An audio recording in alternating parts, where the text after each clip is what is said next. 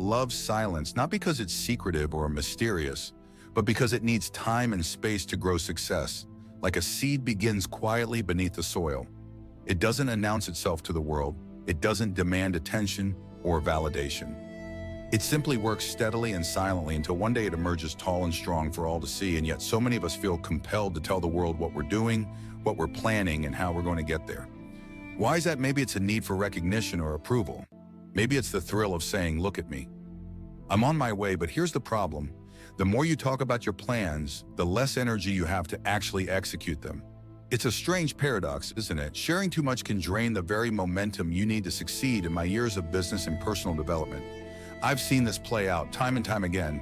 People with grand ideas and noble ambitions, ideas that could change their lives, talk themselves out of the very thing they set out to do.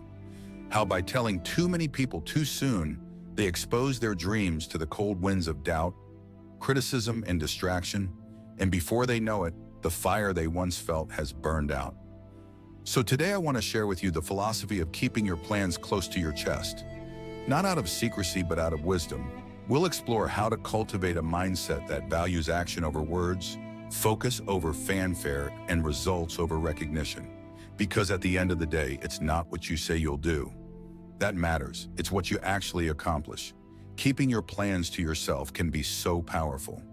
There's this subtle relationship between intention and action. Think about it. Every time you share your intentions, your goals, your dreams, your plans with others, you're releasing a bit of that energy. You're giving away a part of the fire that fuels your actions. And in many cases, that fire is better kept contained, stoked in the quiet of your own mind, rather than exposed to the world too soon. One reason is simple. When you tell people what you're going to do, you create an illusion of progress. You say, "I'm starting in a new business," or "I'm going to lose 20 pounds. And the people around you nod and smile, maybe even clap their hands in encouragement. It feels good, doesn't it? That sense of approval, that validation. But here's the danger. The mind can mistake that approval for accomplishment. You haven't actually done anything yet, but you've already tasted a little bit of the reward. And what happens next? The urgency to act diminishes. The fire cools. The dream that once seemed so vivid, so full of possibility, starts to feel like something you've already achieved in your mind. So you settle into a state of comfort in the action. The real difficult work that makes the dream a reality gets postponed. This is how dreams die in the cradle of good intentions. Now, some might say, isn't it good to share your plans? Doesn't it keep you accountable? Well, accountability has its place, but only with the right people and at the right time. You see, not everyone who listens to your plans will understand them. Some will question your motives or doubt your abilities. They might not say it out loud, but their skepticism will hang in the air like a shadow over your ambition. And if you're not careful, that shadow can creep into your own thinking. Suddenly you're second-guessing yourself. You're wondering if they're right, if maybe your idea isn't as good as you thought it was. Now, I'm not saying you should never share your ideas. No, that's not the point. The point is to share selectively, thoughtfully, and only when the time is right. You need to protect your vision in its early stages, like a gardener protecting young plants from frost. Share your plans with people who will nurture them, not trample on them. Seek out mentors or close friends who genuinely want to see you succeed. But even then, keep the details to a minimum. Don't let your ideas become a spectacle before they've had a chance to grow. Here's another thing to consider: the element of surprise. There's a certain power in doing the unexpected and letting your results speak for themselves. Imagine this. You've been quietly working on a project for months, maybe even years. You haven't said a word about it to anyone outside your trusted circle. And then one day you unveil it to the world, a finished product, a completed goal, a shining achievement. The impact is far greater than if you'd been talking about it the whole time, dropping hints and previews along the way. People will marvel at what you've accomplished. Because it came out of nowhere, it's a reminder that action is always more impressive than words. Years ago, I knew a young man who wanted to start his own business. He was full of ideas and enthusiasm, and he couldn't wait to tell everyone about it at every opportunity. He'd go on and on about his plans, what he was going to do, how successful he was going to be, how his life was about to change. People listened politely, but over time they started to grow skeptical. Why? Because months went by and nothing happened. The more he talked, the less people believed in him, and eventually he stopped believing in himself. Contrast that with another man, I knew a farmer from the Midwest. He had a vision to turn his small family farm into a thriving enterprise. But instead of talking about it, he simply got to work. He read books, studied successful farmers, and quietly implemented new techniques. He didn't announce his plans. He let his results do the talking. And when the time came to sell his crops, he shocked everyone with the quality and quantity of his harvest. People asked, "How did you do it?" And he simply smiled and said, "By working when no one was watching you." See, there's a lesson in that. The less you talk, the more time and energy you have to act. The less you seek validation, the more confidence you build within yourself, and the less you share your plans prematurely, the more control you have over your own narrative. It's not about secrecy, it's about strategy. It's about knowing that your dreams are worth protecting and that your actions will always speak louder than your words. How many times have you shared a plan or a goal with someone only to feel the motivation slip away afterward?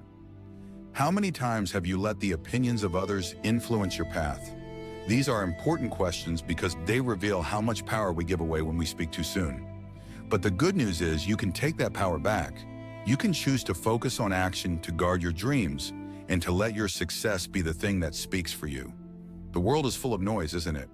Opinions, distractions, unsolicited advice, they're everywhere.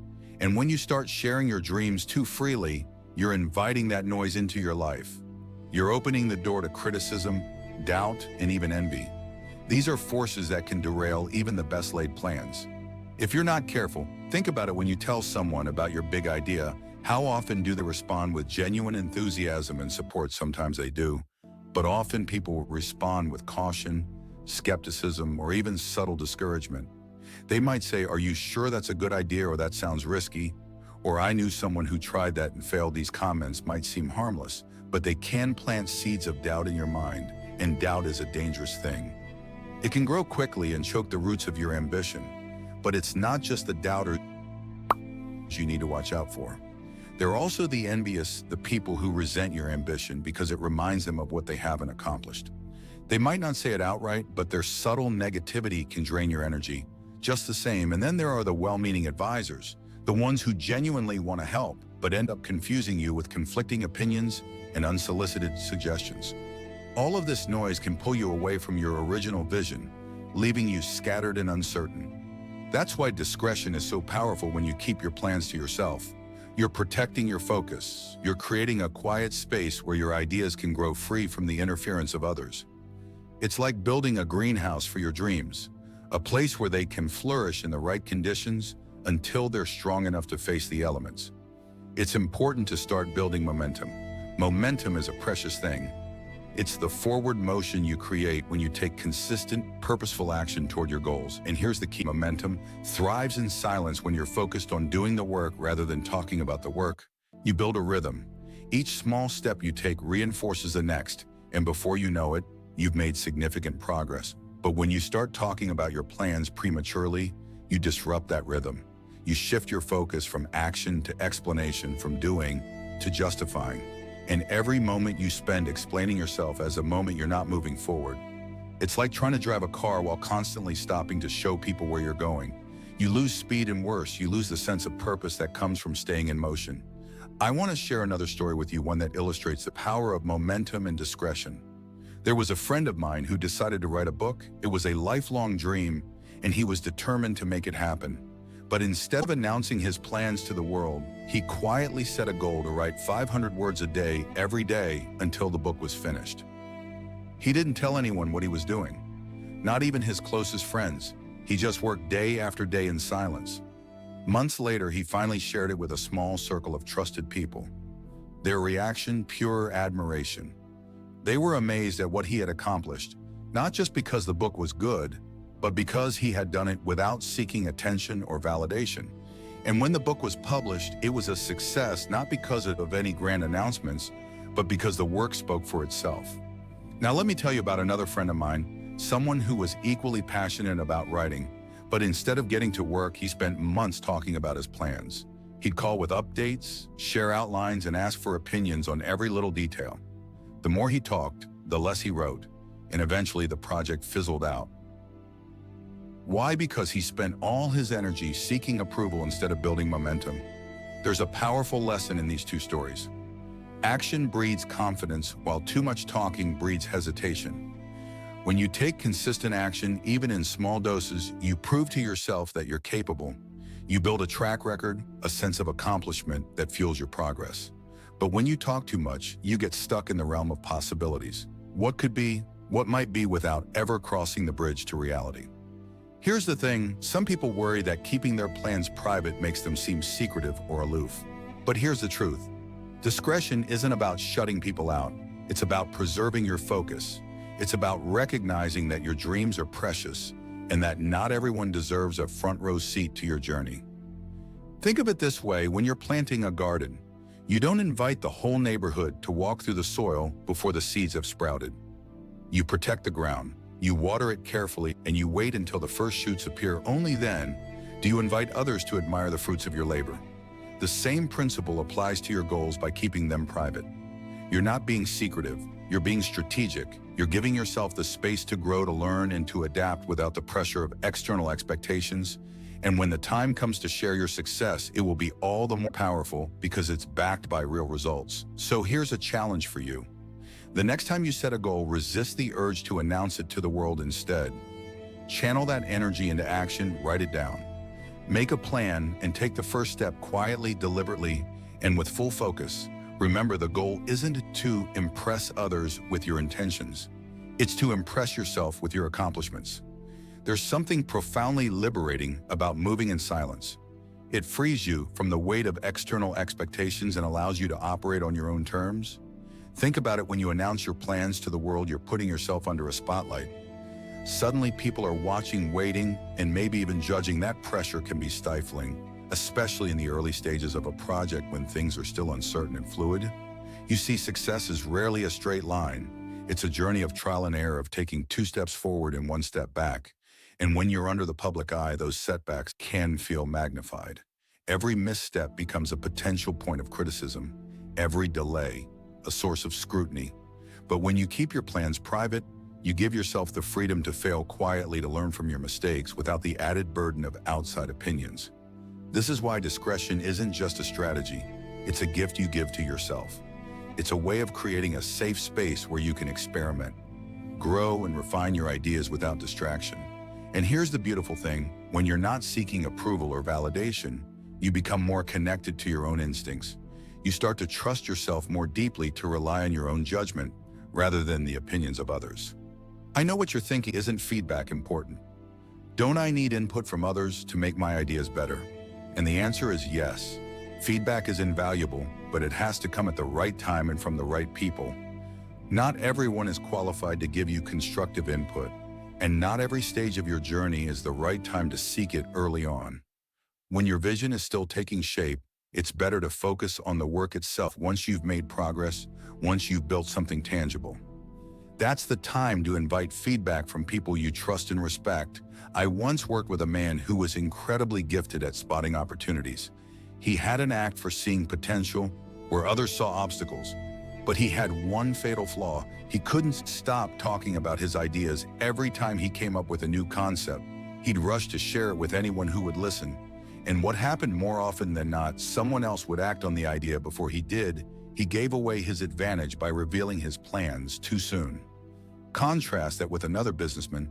I knew a quiet, unassuming fellow who rarely talked about what he was working on. He wasn't flashy or boastful, but he had a remarkable ability to execute while others were busy talking.